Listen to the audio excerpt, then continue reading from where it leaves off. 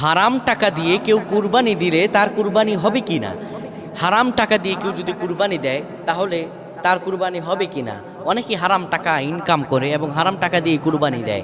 রব্বুল আলামিন ৫ নম্বর সূরার ২৭ নম্বর আয়াতে জানিয়ে দেন কুরবানি কাদের কুরবানি কবুল করবেন।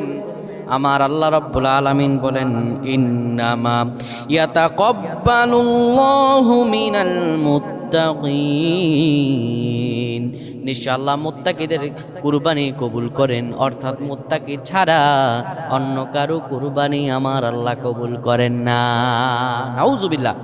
এই যদি কেউ হারাম ইনকাম দিয়ে কুরবানি দেয় তাহলে আমার আল্লাহ রব্বুল আলামিন আর একটু জানিয়ে দেন, আল্লাহু ইয়াত-তাইয়্যিবাত, আমার আল্লাহ পবিত্র, আমার আল্লাহ পবিত্র জিনিসই গ্রহণ করেন, হারাম অপবিত্র জিনিস আমার আল্লাহ গ্রহণ করেন না। অর্থাৎ হারাম ইনকাম দিয়ে কুরবানি করলে তার কুরবানি কিয়ামত পর্যন্ত কবুল হবে না। আল্লাহ যেন আমাদের বুঝদান করেন।